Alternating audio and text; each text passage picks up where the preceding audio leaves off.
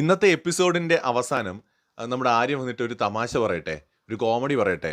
അതായത് അനുമോള് സാധാരണ രീതിയിൽ ഇപ്പോൾ നെവിൻ ബെഡിൽ വെള്ളം എടുത്തൊഴിക്കുമ്പോൾ എക്സ്ട്രീം ഡ്രാമ കളിക്കുകയാണെങ്കിൽ എങ്ങനെയായിരിക്കും കിടക്കുക, എവിടെയായിരിക്കും കിടക്കുക എന്ന് ചോദിക്കുന്നു. അതായത് ആ ബെഡിൽ വെള്ളത്തിൻ്റെ പുറത്തിങ്ങനെ ആ തണുപ്പത്ത് കിടക്കും എന്നാണോ നീ വിചാരിക്കുന്നത്?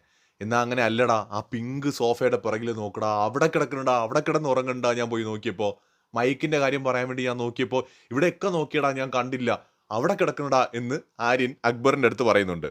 ഷേ സത്യം എന്നൊക്കെ പറഞ്ഞിട്ട് അക്ബർ ഞെട്ടലോടെ നോക്കുന്നു. അപ്പൊ അനുമോൾ അവിടെ കിടക്കുന്നു. ഏടാ ഏടാ അവള് കപ്പ് അടിച്ചോട്ടടാ, കപ്പിന് വേണ്ടി ഇത്രയും അവള് കഷ്ടപ്പെടല്ലേ, ഡ്രാമ ഇത്രയും കളിക്കല്ലേ, അവള് കപ്പ് ഇങ്ങനെയാണെങ്കിൽ അടിച്ചോട്ടടാ.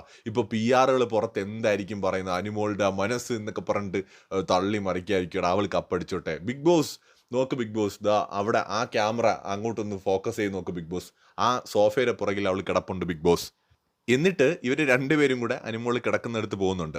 എന്നിട്ട് ഇവർ തന്നെ പറയുന്നുണ്ട് അവിടെ ക്യാമറ ഇല്ല എന്ന് വെച്ചാൽ പ്രേക്ഷകരുടെ സപ്പോർട്ടിന് വേണ്ടിയിട്ട് ഡ്രാമ കളിക്കാനാണെങ്കിൽ അനുമോൾക്ക് ആ വെള്ളമുള്ള ആ ബെഡിൽ തന്നെ കിടക്കാം, അതിൻ്റെ പുറത്ത് തന്നെ കിടക്കാം അല്ലേ, അത് ഡ്രാമയാണ്. ഇനി അവിടെ തന്നെ തറയിൽ വേണമെങ്കിൽ ഇറങ്ങി കിടക്കാം, അതും ഡ്രാമയാണ്. ക്യാമറകളെല്ലാം ഫോക്കസ് ചെയ്യും. ഒരു ക്യാമറയിലും പെടാതെ ആ സോഫയുടെ പുറകിൽ പോയി അവർ കിടക്കണമെന്നുണ്ടെങ്കിൽ അവരും ഒരു മനുഷ്യ സ്ത്രീയാണ് എന്ന് മനസ്സിലാക്കുക. അനുമോള് ഡ്രാമ കളിച്ചിട്ടുണ്ടാവും, ഇല്ലെന്ന് നമുക്ക് എങ്ങനെ പറയാൻ പറ്റും? പല സന്ദർഭങ്ങളിലും കളിച്ചു കാണും.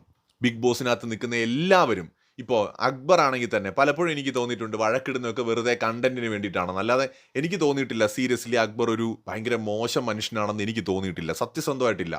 അക്ബർ ഒരു നല്ലൊരു മനുഷ്യനായിട്ടാണ് എനിക്ക് തോന്നിയിട്ടുള്ളത്.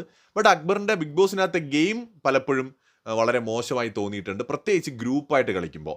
ഒറ്റയ്ക്കൊക്കെ കളിക്കുമ്പോൾ അക്ബറൊക്കെ അടിപൊളിയാണ്. ഈവൻ ആര്യം പോലും ഒറ്റയ്ക്ക് കളിച്ചാൽ നല്ല കണ്ടസ്റ്റൻ്റ് ആയിട്ടാണ് ഞാൻ വീഡിയോ ചെയ്തിട്ടുണ്ട്, ഞാൻ പറഞ്ഞിട്ടുമുണ്ട്. പക്ഷെ ഇപ്പോൾ എന്താ പറ്റിയെന്ന് ശ്രദ്ധിക്കൂ.